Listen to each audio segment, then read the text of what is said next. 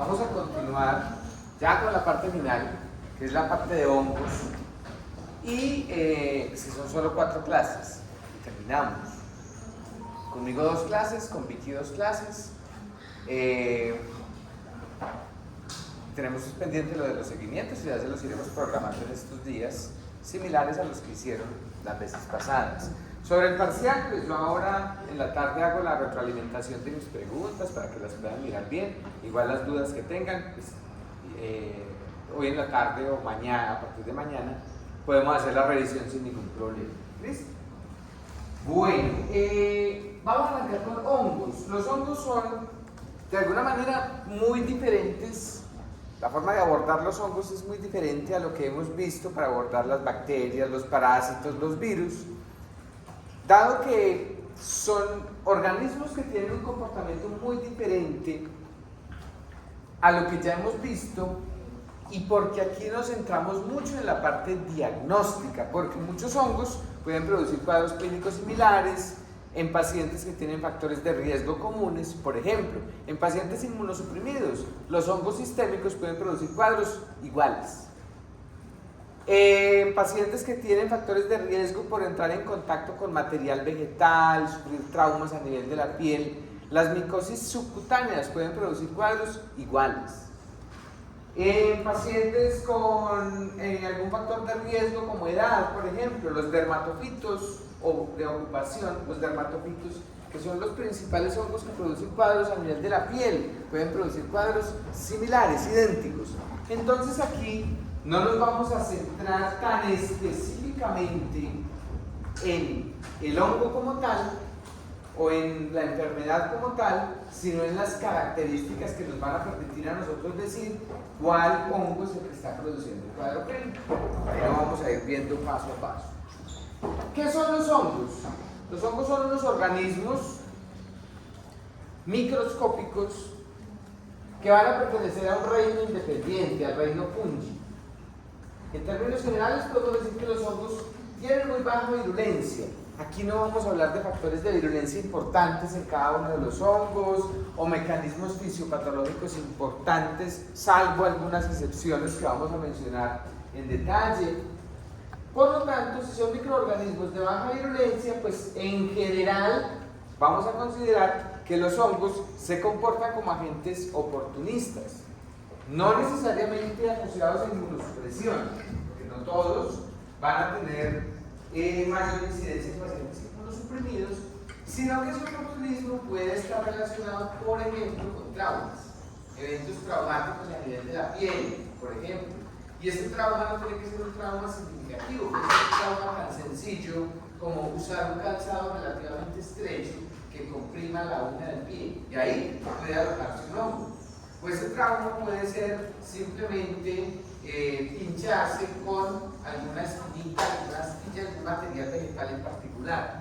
Entonces, por eso hablamos de baja virulencia y oportunismo. Son cosmopolitas. ¿Qué quiere decir esto? Que los vamos a encontrar en diferentes regiones geográficas produciendo cuadros clínicos similares. No quiere decir esto que todos los hongos los vamos a encontrar de la misma forma y en la misma frecuencia, por ejemplo, en Colombia y en Dinamarca. No, pero que sí hay muchos hongos que podemos encontrar tanto en Colombia como en Dinamarca produciendo ciertos cuadros clínicos. Sin embargo, los hongos superficiales y subcutáneos sí los encontramos con mucha mayor frecuencia en regiones tropicales, donde la humedad del ambiente cálido favorece el crecimiento de este tipo de hongos. Más o menos se conocen alrededor de 300 especies de hongos que son patógenos para los humanos. Pero es que de los hongos hay muchísimas más especies, o sea que la mayoría de ellas se van a comportar como organismos de vida libres saprófitos que van a crecer en materiales de descomposición, o que van a afectar plantas, o que van a afectar animales, o que van a crecer sobre alimentos o elementos como papel, telas y demás que están en depósitos de almacenamiento. Pero la mayoría no son patógenos para los humanos, sino que alrededor de 300 especies sí lo son. Cuando una especie patógena infecta a un humano y le produce algún tipo de alteración o cuadro, vamos a hablar de que el paciente está presentando una micosis o una infección fúngica. Por eso,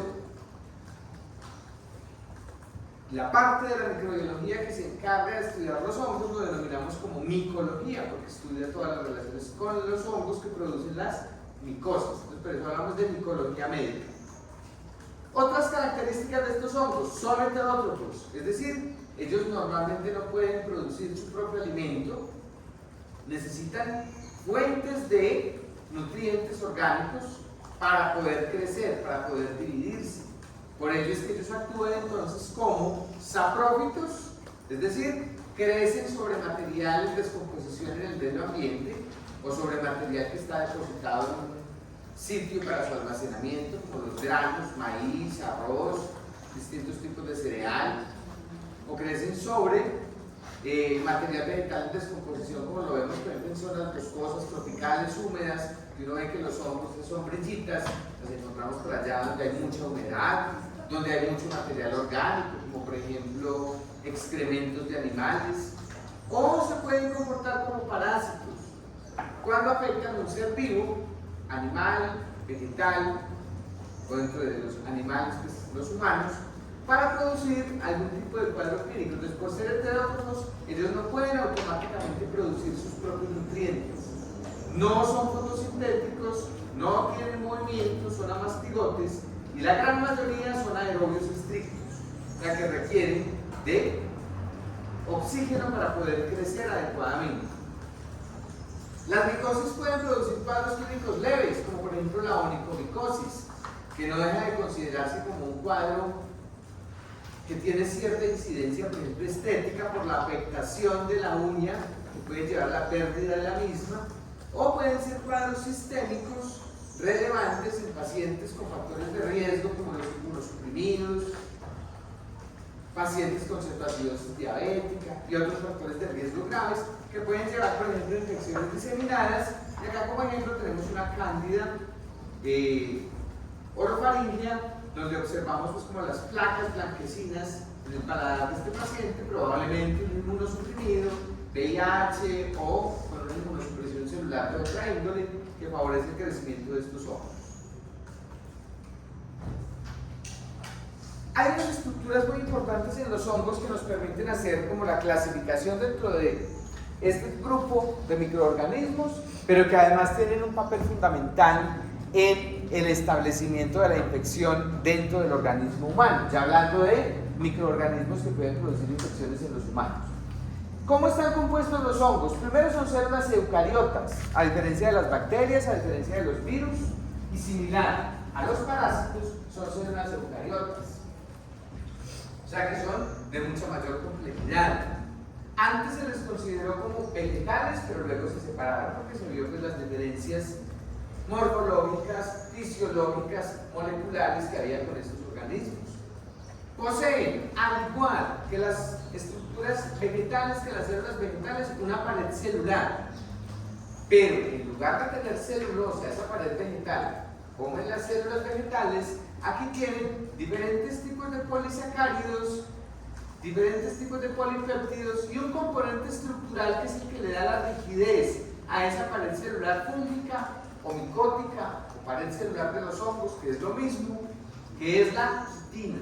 La quitina es un componente estructural fundamental de la pared celular y es la que garantiza la integridad de la célula fúngica, de la célula del hongo, de la célula micótica. Esa quitina guarda muchísima relación con la quitina que compone el exoesqueleto de los insectos. Ustedes ven que son estructuras rígidas las que poseen estos organismos. En ese caso, entonces, la quitina también le da esa estructura rígida al organismo, es encargado de la protección, está siempre en la pared. Y adicionalmente, estas células, van a contener una membrana citoplasmática. Y esa membrana citoplasmática está compuesta por diferentes moléculas donde hay lípidos, donde hay proteínas, donde hay lipoproteínas y se destaca un componente lipídico muy importante que es el ergosterol, una molécula que guarda alguna relación con los esteroles, como por ejemplo el colesterol humano, pero es bien diferente, pero hay cierta relación por ser un esterol, el ergosterol. Ese ergosterol es el encargado de darle la fluidez a esa membrana citoplasmática. La quitina le da resistencia a la célula por ser un componente rígido, duro de la pared celular, y el ergosterol es un componente de la membrana citoplasmática que le va a conferir fluidez a la membrana para permitir o no el paso de sustancias hacia adentro de la célula o desde el interior de la célula al exterior. ¿Listo? No se dejen confundir. Les he hecho preguntas a veces en los exámenes parciales. Seleccione cuál de las siguientes opciones es falsa. La quitina de la pared celular, tal cosa. El ergosterol de la membrana citoplasmática, tal cosa. O a veces les digo, la quitina de la membrana citoplasmática, no, la quitina está en la pared celular externa. El ergosterol está en la membrana citoplasmática. ¿Listo? Y la función de cada una es muy clara para garantizar la estructura, la integridad de la célula. Entonces aquí tenemos la pared celular, es exterior, es esta, tiene proteínas como toda pared celular, tiene glucano, entonces hablamos de polipéptidos y polisacáridos como el glucano, y tiene la quitina que está en estrecho contacto con la membrana citoplasmática, pero no hace parte de esta. En la membrana citoplasmática, ¿qué hay? Fosfolípidos, como en todas las membranas citoplasmáticas, proteínas, y está el ergosterol muy bien enclavado, embebido dentro de esa membrana citoplasmática. La cantidad y concentración de ergosterol en la membrana citoplasmática regula la fluidez de esa membrana citoplasmática. Y la síntesis del ergosterol, o el mismo ergosterol, puede servir de blanco terapéutico contra, más bien de blanco terapéutico al cual se van a unir o cuya síntesis va a ser inhibida por fármacos que tienen la capacidad de evitar el crecimiento de estos hongos. Eso se lo van a ver con la doctora Claudia posteriormente. Muy bien. Clasificación. Miren, la clasificación de los hongos es bien compleja, bien difícil de realizar, porque se tienen en cuenta muchas características para hacer esa clasificación. Cómo se reproducen, qué forma tienen, cómo se hace el proceso de división. Todo eso es de la clasificación. Yo aquí les tengo una clasificación que, si bien no es una clasificación que sea muy clara porque no se cumple a cabalidad para todos los hongos, es como la más simple de todas, entonces se las voy a denominar como para que nos ubiquemos que los hongos son un grupo de gérmenes muy complejos. Ya sabemos que constituyen un reino aparte, que tienen muchas formas de clasificarse, y que una de las formas de clasificación es de acuerdo a las estructuras en las cuales se lleva a cabo la reproducción. Este tipo de clasificación se hace con base en las estructuras en las cuales se da o se hace la reproducción. Los hongos, ¿cómo se van a reproducir en términos generales? Se van a reproducir por una estructura que se denomina espora. Siempre que hablemos de esporas en microbiología, estamos hablando de dos cosas.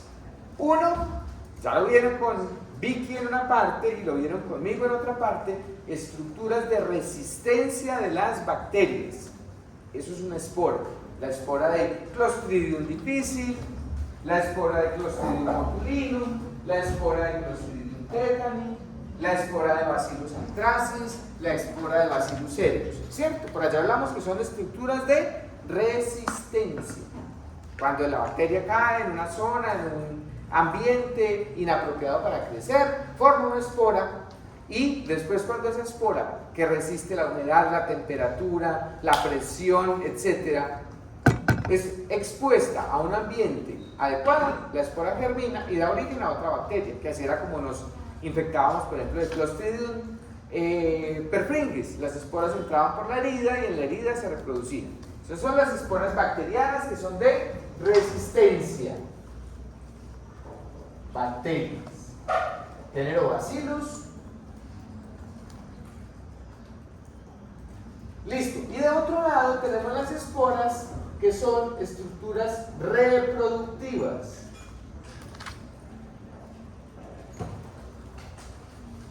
Que son los hongos. Vamos a hablar de estructuras reproductivas para que tengamos un símil. No es que lo sea, pero para que tengamos un símil como con los vegetales. Esas esporas serían lo que en los vegetales son las semillas. ¿Cierto? De vegetales. Entonces, según el sitio donde se producen esas semillas, los hongos pueden tener una clasificación. Por ejemplo, en los vegetales, ¿dónde pueden dar las semillas? En los frutos. La naranja, tiene la semilla por allá dentro del fruto. Pero también se pueden dar en la flor. Las plantas ornamentales no dan un fruto como tal, sino que en la flor sale la semilla. Girasol, por ejemplo, ahí sale la semilla.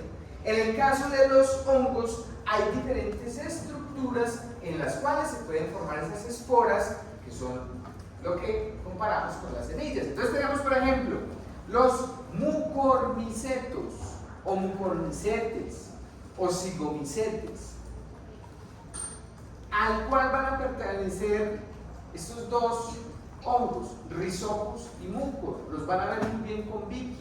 Mucor muy importante en pacientes con cetoacidosis diabética, por ejemplo. En este caso, las semillas o las esporas de los mucormicetes o zigomicetes se van a formar por la unión de células que van a dar origen a un cigoto, similar a como ocurre la formación del cigoto humano. Unión de la célula masculina, la célula femenina y forma un cigoto. Aquí también, en una estructura especializada, se une una célula femenina, una célula masculina y da origen a un cigoto. Entonces, cuando es por formación de cigotos, hablamos de zigomicetos. ¿Listo? Entonces, cuando les hablan de zigomicetes, mucor, ya saben que es un hongo que se forma o se reproduce mediante la formación de cigotos. Listo. Tenemos otro, Basidiomycetes, al cual pertenece Cryptococcus, un hongo muy importante en meningitis, un hongo oportunista que van a ver muy bien con la profesora Vicky, y Malassezia, un hongo que produce infección de la piel a nivel superficial, una enfermedad que se denomina pitiriasis versicolor, que la vamos a ver mañana. Basidiomycetes. ¿Qué son los basidiomycetes? Aquellos hongos que se van a reproducir formando sus esporas en unas estructuras conocidas como basidias. Basidias. Entonces las basidias básicamente son unas estructuras que muy típicamente nosotros las podemos ver en los hongos macroscópicos, cuando forman como esa especie de sombrilla. Si uno voltea esa sombrillita, va a ver que en la parte interna hay como unas ranuritas, las lamelas, y ahí están las basidias. En todas esas ranuritas, esas son las basidias. Puede ser en hongos macroscópicos y microscópicos, se forman las basidias, y dentro de estas basidias se forman las semillas, es decir, las esporas. Esos son los basidiomycetes.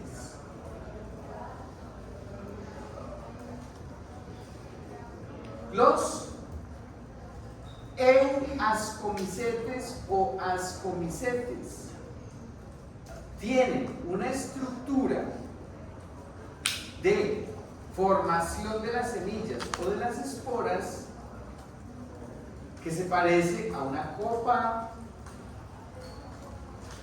que se parece a un pequeño saco que envuelve las semillas, que se denomina asca. Entonces, por eso los denominamos ascomicetos. o euascomicetos. Forman una estructura en forma de copa, en forma de cáliz, en forma de saco, que denominamos como asca, y esta estructura, y eso es lo que denominamos nosotros como ascomiceto. A eso pertenecen los dermatofitos, que son hongos superficiales, pertenece también histoplasma.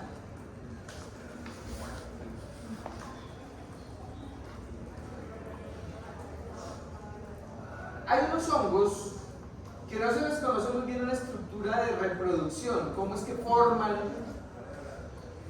esas esporas, que son los neumocistidiomicetos. No tienen una estructura de formación bien conocida, no se han clasificado dentro de estos otros. Y a ese pertenece Pneumocystis cerevisiae, un hongo oportunista muy relacionado con neumonías en pacientes con recuento de CD4 muy bajos, muy relacionado con enfermedades sistémicas de diferente índole. Pneumocystis cerevisiae, que lo van a ver con la profe Vicky. Pneumocystidiomicetes, sin que se le conozca específicamente una estructura de reproducción específica. Y dentro de ellos, de importancia clínica, tenemos los saccharomycetos, a los cuales pertenece Cándida, que básicamente estos saccharomycetos son hongos unicelulares que se van a reproducir por gemación.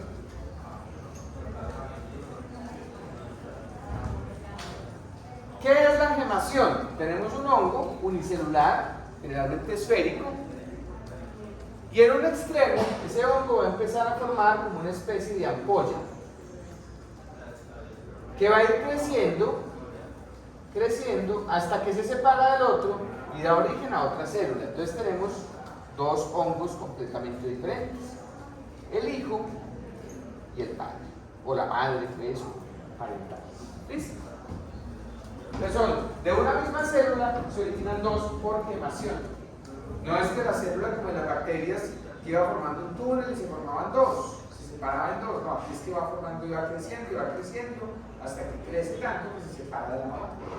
Muy bien, esas son como las formas de clasificación más comunes de los hongos patógenos. Hay muchas otras formas de clasificación, pero esta es una bien común. Bueno, en los hongos es muy importante la reproducción. ¿Cómo se da origen a las esporas? ¿Listo? Entonces, en términos general, uno dice que los hongos se reproducen mediante la formación de esporas. Y eso está bien, eso se acepta en diferentes textos. Pero cuando ya se es muy purista en la parte de la micología, siempre dicen que espora es de origen de reproducción sexual, y cuando es de reproducción asexual, esa semilla se denominaría como conidia. ¿Listo? Reproducción asexual, conidia; reproducción sexual, espora. Sin embargo, les vuelvo a decir, nosotros vamos a denominar como espora a cualquier forma de reproducción de los hongos, sexual o asexual, porque en los textos se acepta así sin ningún tipo de problema. ¿Listo? Sino que, para que lo tengan en cuenta, vamos a hablar mucho, por ejemplo, de hongos y decimos, se reproducen mediante la formación de blastoconidias. Las blastoconidias no son más que esporas asexuales que se forman por gemación. Artroconidias, entonces son formas de reproducción asexual, que es que al final el hongo se va fragmentando. Enseguida vamos a hablar de eso. Solamente les quiero decir esto. Esporas, podemos decir que abarca sexual y asexual, y cuando hablamos de conidias específicamente hablamos de una forma de reproducción asexual. ¿Por qué les quiero decir eso? Porque quiere decir que los hongos tienen dos formas diferentes de reproducción. Forma de reproducción sexual y forma de reproducción asexual. Todos los hongos, bueno, vamos a decir, la gran mayoría de los hongos se les conoce las dos formas de reproducción, sexual y asexual. Entonces tenemos la forma de reproducción sexual, también se conoce como reproducción teleomórfica. Forma de reproducción sexual teleomórfica. ¿Quiénes tienen esa forma de reproducción? Los hongos que hacen meiosis, por eso se les denomina meiospóricos. ¿Qué es lo que es la meiosis? ¿Se acuerdan?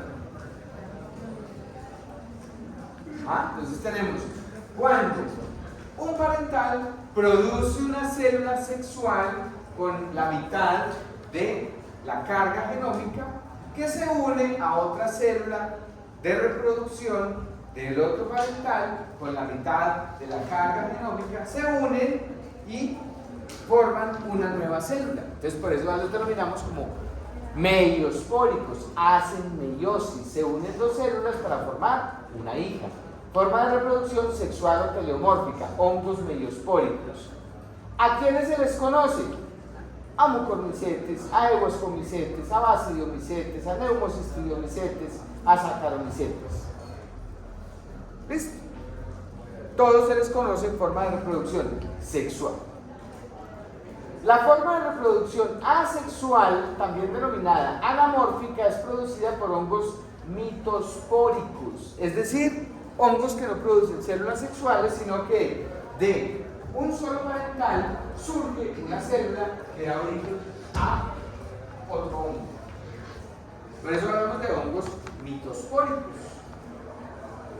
Antes a los mitospóricos, a los que solo se les conocía reproducción asexual, los denominaban deuteromicetos. Antes, ya el término deuteromicetos casi no se usa, porque a la gran mayoría de los que se les conoce asexual, también se les conoce sexual. La importancia de esta reproducción asexual es que esas conidias son la base de la identificación, o esas esporas asexuales son la base de la identificación del hongo.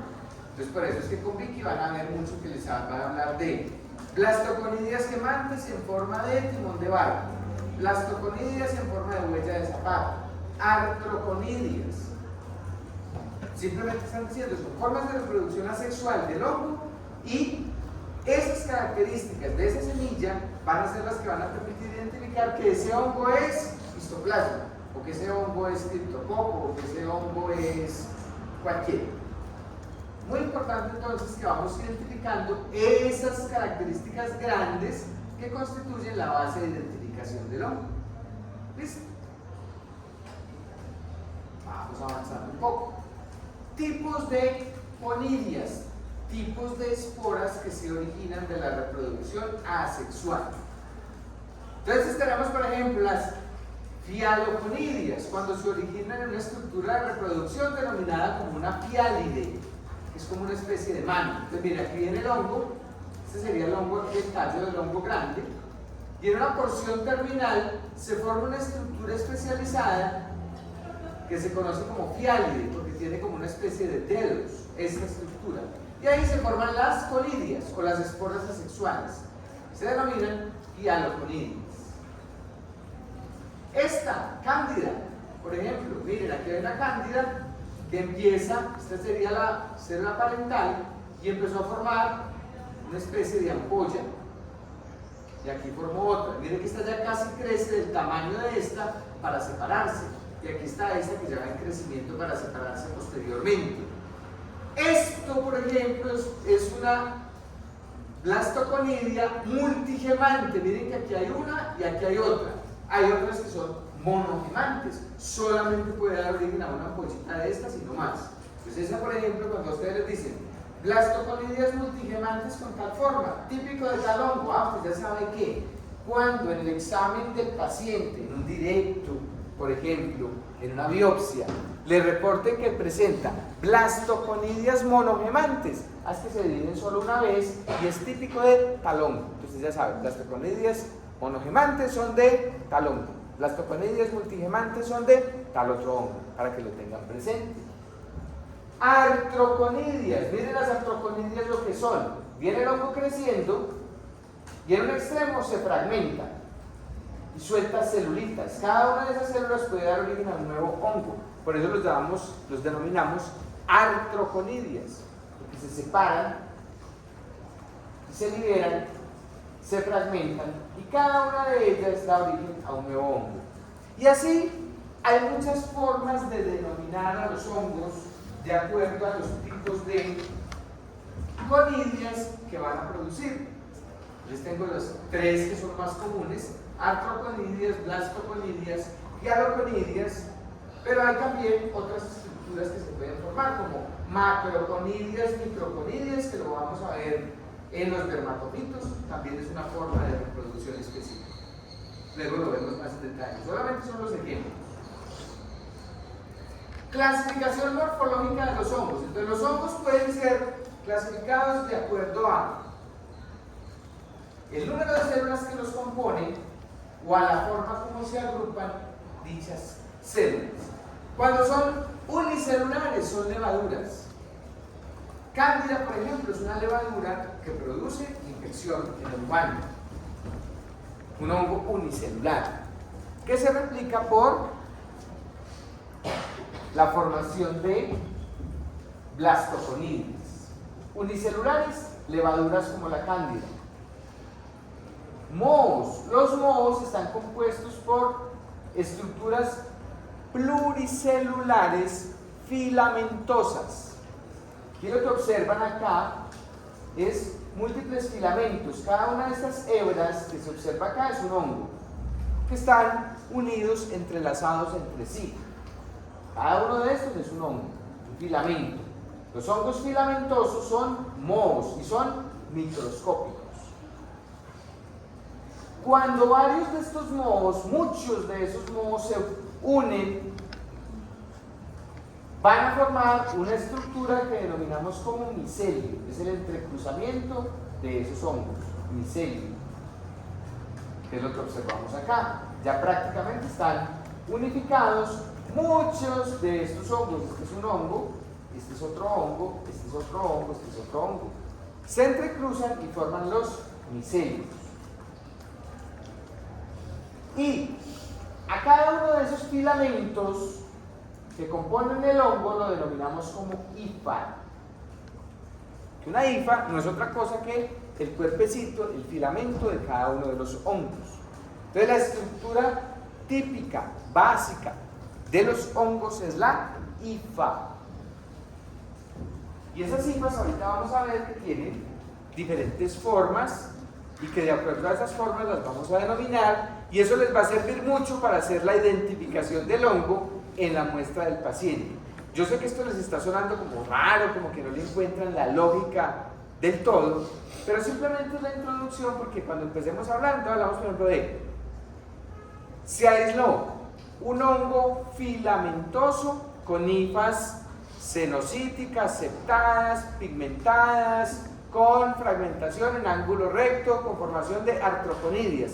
Con esa descripción que acabo de hacer, ya usted dice, ah, listo, tiene una hifa que es filamentosa, claro, un moho, que es cenocítica, o sea que no tiene divisiones entre sí, que es pigmentada, o sea que tiene melanina, y que tiene una angulación de la división de la formación de los septos en tal línea. Ah, entonces eso es tal hongo.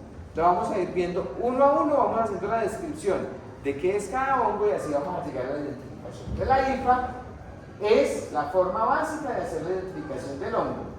Cuando se juntan muchos micelios pueden formar hongos macroscópicos, que son las setas, pero estos son más importantes en la alimentación. Algunos tienen efecto tóxico, como la Manita muscaris, por ejemplo, pero en general nosotros estudiamos más las levaduras y los mohos de importancia médica. ¿Listo? Hifas que pueden ser unicelulares en las levaduras, multicelulares en los mohos, que cuando se entrecruzan forman los micelios. Muy bien. Entonces sabemos que la hifa es la estructura básica, la unidad morfológica esencial, primaria de los hongos, la primera. Entonces hay una clasificación de esas hifas. ¿Cómo las podemos clasificar? Porque eso es lo que les va a servir a ustedes para identificar al hongo. Entonces tenemos hifas unicelulares, las levaduras. Esas levaduras se van a dividir mediante la quemación, como lo observamos acá. Resulta que algunas veces, durante ese proceso de quemación, las levaduras no se alcanzan a separar unas de otras, sino que se quedan pegadas, como si fueran una camándula, una cuenta de rosario. se quedan como unidas. Cuando esas levaduras durante el proceso de división no se separan, pueden dar origen a estas estructuras que se denominan como pseudohifas. ¿Por qué decimos pseudohifa? Porque no es un filamento como tal continuo, sino que está compuesto por varias levaduras pegadas. En Cándida, por ejemplo, ustedes van a ver, Vicky les va a describir muy bien, que cuando el hongo es patógeno, cuando está produciendo enfermedad, forma pseudohifas. Cuando el hongo es un comensal, que es habitual que nosotros tengamos cándida en nuestras mucosas, cuando el hongo simplemente es un comensal, van a aparecer las levaduras. Entonces, si en una muestra de un paciente se observan solamente levaduras, eso es normal. Vicky incluso les ha hecho muchas veces una pregunta en el parcial. Un paciente de no sé cuántos años, diabético, que tiene una neumonía, le hacen un KOH, que es el examen directo para detectar los hongos, de un frotis faríngeo y se observan levaduras de cándida. ¿Cuál es el comportamiento o cuál es la conducta a seguir con ese paciente? Hay que darle tratamiento, hay que hacer esto, hay que hacer lo otro, no hay que hacer nada. No hay que hacer nada, si solo hay levaduras, eso es normal que esté allí. Pero si hay pseudohifas, quiere decir que el hongo se está dividiendo muchísimo, se está reproduciendo en gran cantidad y puede ser el responsable de las manifestaciones que presenta. Entonces, cuando hay pseudohifas, tiene significado patogénico. Bueno. También tenemos las hifas filamentosas. Cuando son filamentosas pueden ser hifas con septos o con divisiones. Miren, tiene una división acá, una división acá, una división acá, una división acá. Cada división va a separar una célula. En ese caso, recuerden que dijimos que los mohos son filamentos compuestos de múltiples células. Entonces acá cada célula está dividida de las demás o separada por septos o por divisiones. Estas son las hifas con septos que se conocen como hifas septadas o hifas tabicadas. Septadas o tabicadas. Y tenemos unas que son más simples, que no tienen septos, hifas sin septos. Los núcleos de las células fluyen a través de todo el filamento, no hay quien las separe. Son hifas que se conocen como aseptadas, con S, hifas sin septos, aseptadas o hifas cenocíticas. Aceptadas o cenocíticas. Son hongos mucho más simples, más sencillos, menos evolucionados, pero que también pueden producir cuadros muy importantes. Entonces, miren, cuando ustedes les describen el hallazgo que encontraron en el KOH de un paciente, le dicen, se observan hifas y alinas septadas o hifas pigmentadas aceptadas, o cualquiera de ellas. Porque además, las hifas pueden tener un pigmento que normalmente es melanina en los hongos pigmentados, o pueden no tener ningún tipo de pigmento en los que carecen de esas estructuras como la melanina, que son las denominadas hifas y alinas. ¿Qué van a decir? Presencia de hifas, o sea que es un moho, septadas o aceptadas, y alinas o pigmentadas. Esa es la primera forma de uno empezar a orientarse para clasificar al hongo. Y además te van a decir qué tipo de conidia van a tener. Artoconidias, fialoconidias, macroconidias, microconidias. Y con base en eso ya tú haces la clasificación completa del hongo y dices, este paciente lo que tiene es un dermatofito y posiblemente es un Microsporum canis, por ejemplo. ¿Listo? Ahí vamos avanzando en la clasificación, que vuelve a existir, no es fácil, es una clasificación difícil, pero que en cada uno de los hongos vamos a hacer la descripción. Dijimos que hay hongos que son levaduras y hay hongos que son mohos. También hay hongos que tienen las dos formas de aparecer en la naturaleza, los denominados hongos dimórficos. ¿Qué es un hongo dimórfico? Aquel que puede crecer como moho o como levadura según las condiciones del ambiente en el cual esté creciendo. Hongo dimórfico, aquel que puede crecer como moho o como levadura según las condiciones en las cuales el hongo esté desarrollándose o creciendo. Entonces aquí tenemos una división muy importante. Esta línea azul está dividiendo medio ambiente y aquí tenemos crecimiento dentro de un organismo animal vivo. Medio ambiente dentro de una estructura, dentro de un tejido, dentro de un animal, dentro de un tejido vivo. Los hongos dimórficos entonces se caracterizan porque dentro de los individuos donde van a estar creciendo se van a observar como levaduras.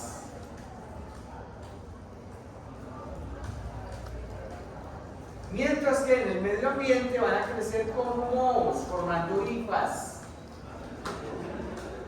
Dentro del humano, levadura, fuera de él, hifas. ¿Listo? Entonces, miren, la cosa es la siguiente.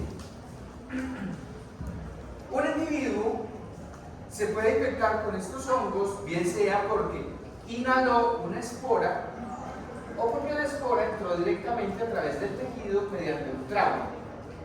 La espora entró por inhalación o por trauma. Dentro del individuo, la espora se convierte en una levadura que se va a reproducir por quemación. Y así va a ir colonizando nuevos tejidos.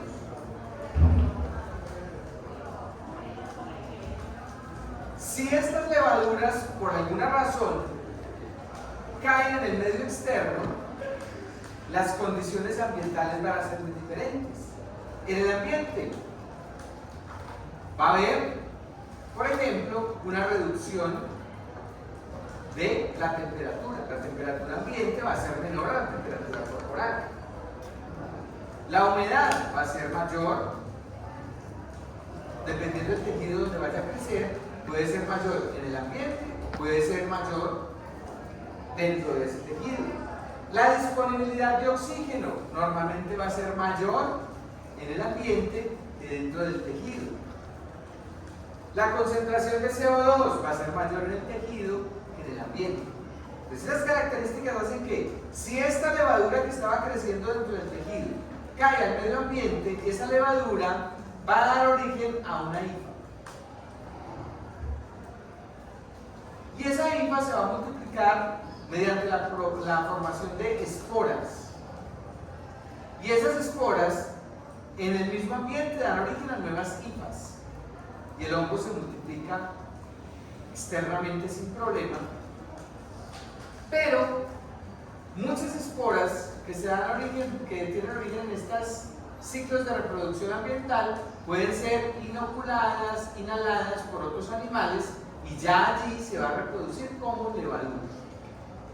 Esto es muy importante porque los hongos dimórficos pues básicamente lo que hicieron fue un proceso de adaptación para crecer dentro de un tejido vivo, dentro de un humano, por ejemplo. Y la importancia resalta en que si la muestra del paciente afectado se analiza directamente, bien sea porque se colorea una biopsia, o bien sea porque se obtiene, por ejemplo, una muestra de esputo de un paciente infectado con un hongo dimórfico que produce infección a nivel del tracto respiratorio, vamos a observar levaduras directamente. Pero si la muestra se cultiva, normalmente ese cultivo se hace a temperatura ambiente y allí vamos a identificar es el moho. Profe, ¿y uno puede cultivar la muestra a 37 grados? Sí, sí se puede hacer, y cuando se hace a 37 grados vamos a ver levaduras. ¿Listo? Entonces eso es muy importante. De acuerdo a la temperatura en la cual se incube la muestra para el cultivo, va a crecer como moho o como levadura. Lo más usual es que se cultiva a 30 a 32 grados para que crezca como moho, más fácil de identificar que cuando crece como levadura. Que la levadura es una estructura unicelular. Yo no veo sino bolitas. Pongo una muestra del cultivo, la miro en el microscopio, veo las bolitas. En cambio, si lo cultivo a temperatura ambiente, veo las cifras, sé que son hialinas, o sé que son septadas, o sé que son cenocíticas, y sé qué tipo de estructuras de reproducción tiene, y ahí puedo hacer la identificación completa del hongo, para decir, por ejemplo, si es un Sporotrix, que es un hongo dimórfico, pues, ¿listo? ¿De dónde adquiero yo los hongos? ¿Cómo me puedo infectar con un hongo? Pues básicamente los hongos los puedo adquirir principalmente del ambiente. Contacto con material vegetal sobre el cual crecen los hongos, contacto con los suelos, inhalación de esporas procedentes de este ambiente. Ustedes ven que en esos ambientes húmedos, una casa cuando es húmeda y permanece cerrada mucho tiempo y generalmente con baja luminosidad, uno entra, inmediatamente uno siente que huele a moho, que crecen muchos hongos allí. Entonces, la forma de inoculación de los hongos, ambientes insanos donde crecen mucho o material vegetal sobre el cual pueden crecer.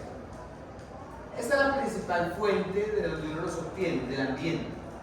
¿De dónde más los puedo obtener? De un humano infectado, de otro humano que porta el hongo, por ejemplo, en el caso de los dermatofitos que producen infección del cuero cabelludo, que afectan principalmente a niños. Un niño entra en contacto estrecho con otro, las esporas saltan o pues no es que salten, sino que por contacto directo pasan y puede producir la micosis, ¿cierto? Entonces, con otro humano infectado. Con un animal infectado también. Hay algunos de estos hongos que se pueden comportar como zoonóticos. Infectan principalmente a los animales y se pueden transmitir a los humanos. Pero también puede ser una fuente endógena. ¿Qué quiere decir endógena? Que el hongo hace parte de la microbiota nuestra y por alguna característica que cambia en nosotros favorece el sobrecrecimiento del hongo. El ejemplo más típico de esto es la cándida. Todos tenemos cándida. ¿Dónde? En las mucosas. Cándida es un hongo que normalmente es parte de la microbiota a nivel de la mucosa, de las diferentes mucosas. Cuando nosotros nos sometemos a un tratamiento antibiótico de amplio espectro, por ejemplo, que elimina las bacterias, el hongo puede aprovechar y sobrecrecer, produciendo la candidiasis. Cuando tenemos un tratamiento inmunosupresor, igual. Cuando nos infectamos con el virus de la inmunodeficiencia humana, igual. En los pacientes diabéticos, igual. Entonces, una fuente endógena, cuando el hongo de la microbiota sobrecrece y produce enfermedad. ¿Cuáles son las vías a través de las cuales el hongo puede ingresar dentro de mi organismo? La principal, la más importante, es la traumática.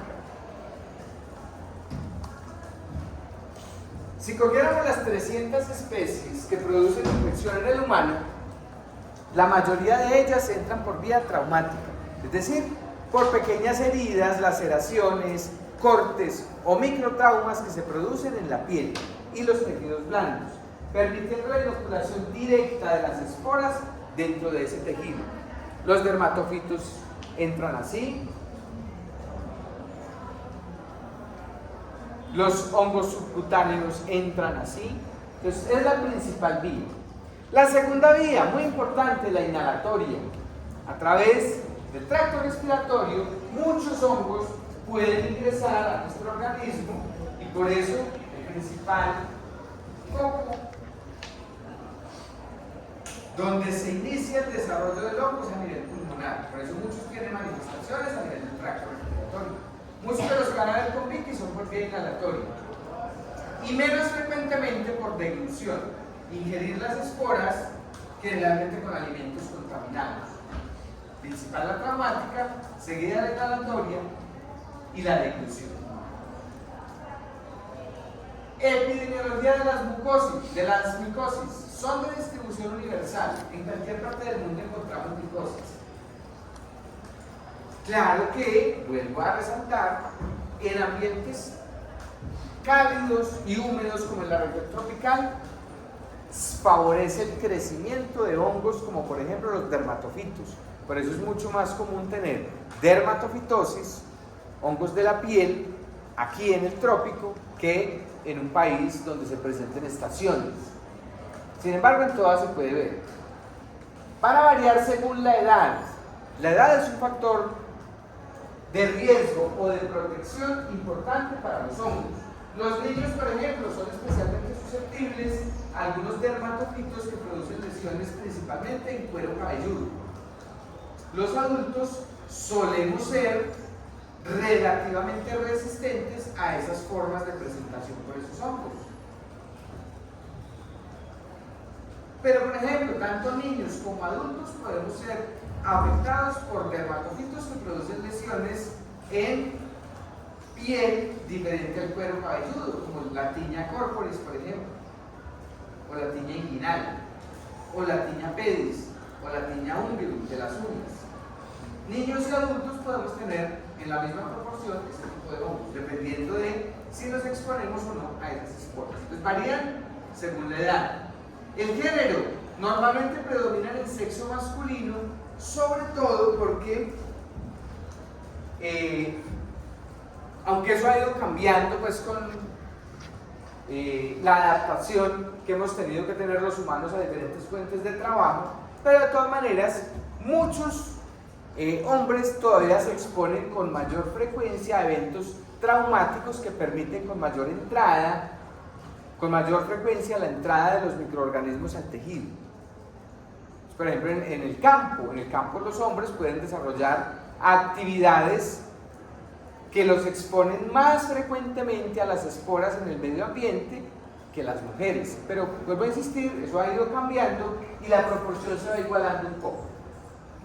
También se ha observado en algunos hongos que los estrógenos sí pueden favorecer la protección contra algunos hongos. Entonces es una ventaja importante que pueden tener las mujeres frente a los hombres en relación a la concentración estrogénica. Los estrógenos pueden actuar como un factor protector contra ciertos hongos. Por eso va a predominar por exposición y por la relación de estrógenos como mecanismo protector en hombres que en mujeres.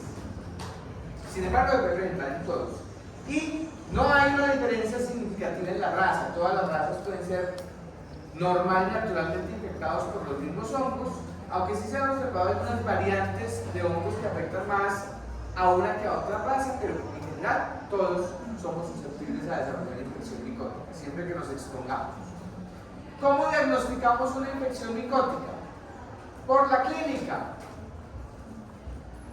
Un poquito difícil, porque vuelvo a insistir, muchos hongos pueden producir exactamente el mismo cuadro clínico que otros. Sin embargo, la primera aproximación es la clínica. ¿Qué tipo de lesiones tiene el paciente? ¿Cuánto tiene de evolución el paciente? Segundo, la parte epidemiológica. ¿Qué factores de riesgo tiene? ¿Qué edad tiene? ¿Es inmunocompetente o es inmunosuprimido? ¿Qué hace? Porque muchos de estos hongos están relacionados con tareas específicas. Por ejemplo, hay algunos hongos que los vamos a encontrar principalmente en cuevas, porque van a crecer generalmente en el guano, en los excrementos de aves que anidan en esas cuevas. Entonces, claro, normalmente para sospechar de ese hongo es cuando el individuo se expone a esas esporas. Entonces son pacientes, por ejemplo, arqueólogos o demás que visitan esos sitios para desarrollar sus actividades habituales y allí van a exponerse y a infectarse con esos hongos. Entonces la parte epidemiológica es muy importante. Edad, estado inmune del paciente, oficio de ese paciente. Un agricultor, por ejemplo, se expone mucho al trauma con material vegetal, un jardinero. Un minero, en cambio, se expone más a la tierra. Entonces eso lo tenemos en cuenta a la hora de determinar. Pero lo más importante es los hallazgos en el laboratorio. ¿Qué estructuras del hongo se observaron en el examen para poder determinar que es este, aquel o este otro hongo? que pueden tener una clínica y una epidemiología similar. ¿Cómo se hace el diagnóstico por laboratorio? Lo podemos hacer por exámenes directos, es decir, muestras obtenidas directamente de la lesión que presenta el paciente. Se puede hacer microscopía de un frotis o de un raspado con hidróxido de potasio, con KOH. Es una de las formas más comunes de hacer diagnóstico directo de los hongos. Microscopía o frotis con hidróxido de potasio o KOH, que se usa al 10 o al 20%. O diferentes tipos de coloraciones, vamos a hablar de muchas, plata metelamina, por ejemplo, paz, calcofluor blanco. Hay muchas coloraciones que se pueden hacer en estas muestras para identificar los hongos. Este es un método, aquí tenemos, método directo, la observación de un hongo que se reproduce por fiálides, las fialoconidias, aquí están, este es un método directo, sin una coloración específica. Muestra observada con KOH. ¿Qué más se puede hacer? Cultivos. Los cultivos en hongos se pueden hacer en diferentes medios de cultivo, como lo hacíamos en las bacterias, que había que agar chocolate, que agar manitosal, que agar sangre, que taller Martin, etc. Aquí también hay muchos agares, pero hay dos especialmente que se utilizan para los hongos: el agar Sauró y el agar Micocel. Sauró y Micocel son dos tipos de medio de cultivo para las muestras en las que sospechamos que hay hongos en las que se van a poner a crecer. O también se pueden hacer pruebas de histopatología, coloración de biopsias, para identificar las estructuras fúngicas directamente en el tejido. Estas son muestras, exámenes directos. Tenemos exámenes indirectos, todos estos, intradermorreacciones. Las intradermorreacciones son muy buenas cuando están disponibles para algún hongo en particular. No para todos los hongos hay prueba de intradermorreacción, solamente para algunos, y Vicky se los va a mencionar para cuáles hay intradermorreacción. Y recuerden que una intradermorreacción nunca me hace diagnóstico de la infección como tal, solamente me determina que el individuo ha estado en contacto con ese hongo, así como hablábamos de intradermorreacción para leishmania. ¿Qué quiere decir? Que el paciente estuvo en contacto con leishmania. Intradermorreacción para tuberculosis. Quiere decir que el paciente ha estado expuesto a Mycobacterium tuberculosis. Pero la intradermorreacción no me determina que el paciente tiene tuberculosis, tiene leishmania, tiene esporotricosis, tiene histoplasma. Me dice que ha estado en contacto con, simplemente. Entonces, primero, no hay intradermorreacción para todos los hongos, y en segundo lugar, no me hace diagnóstico confirmatorio, sino que me determina si ha estado expuesto o no. Segundo, anticuerpos. También igual. Los anticuerpos normalmente no están disponibles, los test que detectan anticuerpos contra estos hongos no están disponibles para todos, y se usan más con fines epidemiológicos que con fines diagnósticos específicamente, porque tener anticuerpos contra el hongo simplemente me dice que el paciente ha estado expuesto a ese hongo. Entonces, por eso tampoco es una prueba que se utilice de rutina para confirmar el diagnóstico de los hongos. Tercero, inoculación en animales.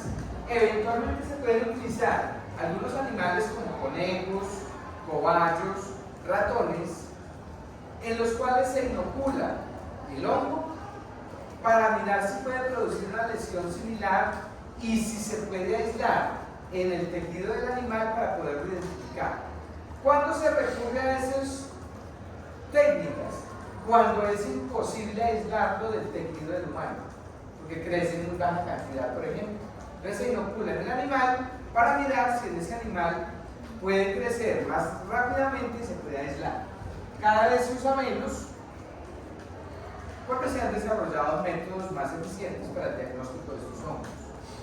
También se pueden utilizar métodos como la luz de Wood. La luz de Wood es un método que simplemente es iluminar la lesión superficial de un paciente con una lámpara, que es la lámpara de Wood, que al ser iluminada la lesión con esa lámpara va a dar una tonalidad fluorescente cuando la lesión es producida por un hongo. Pero es igual, la luz de Wood no te dice qué hongo es, simplemente te dice que el paciente efectivamente tiene un hongo que le está produciendo esa lesión. Ya por clínica y por epidemiología uno determina que probablemente es más este hongo que este otro. Pero la luz de Wood tiene cierta utilidad. Pero lo más útil son los métodos directos cuando se pueden realizar. ¿Qué muestra utilizamos? Depende del sitio afectado. Puede ser cabello, puede ser raspado de piel, puede ser sangre para un hemocultivo, puede ser esputo, puede ser una biopsia. Depende del sitio afectado, de la lesión, de donde esté creciendo el hongo, donde esté produciendo la lesión, vamos a utilizar una muestra determinada.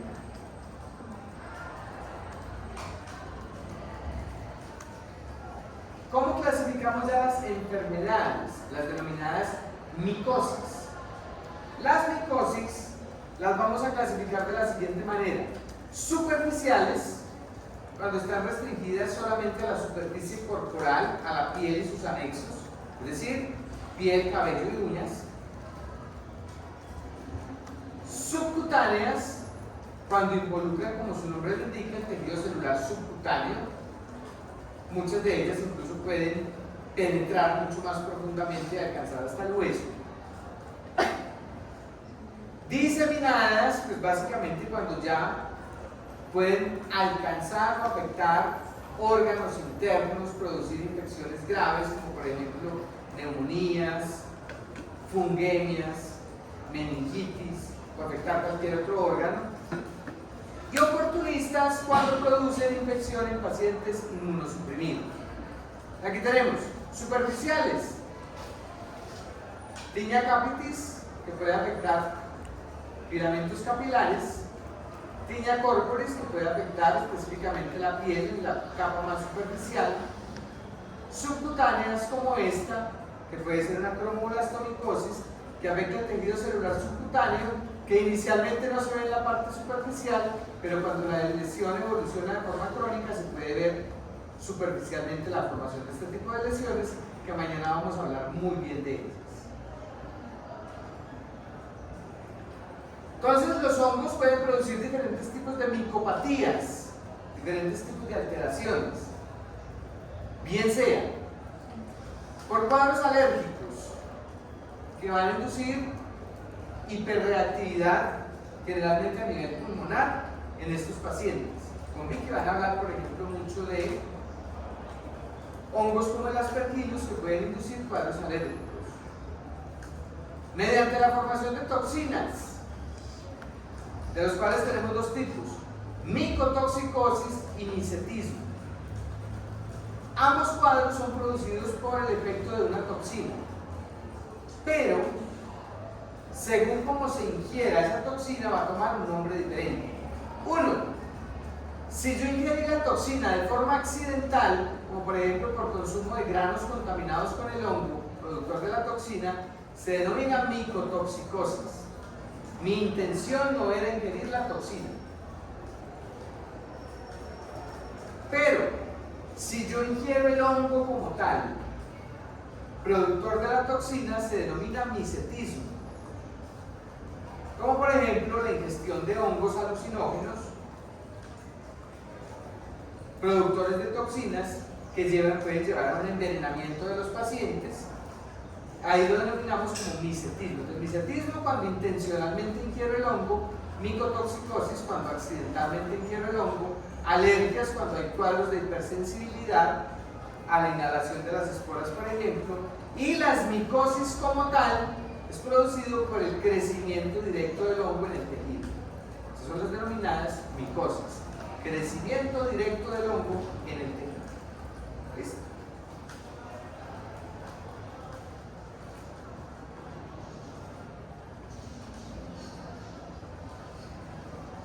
Ya mañana hablamos de micosis superficiales y micosis subcutáneas. Mañana nos vemos a las 6:15 para que alcancemos a ver. Esto tampoco es que sea muy largo, pero para que los alcancemos a ver bien en detalle. Listo. Entonces ya mañana sí vamos a empezar a hablar de los cuadros clínicos.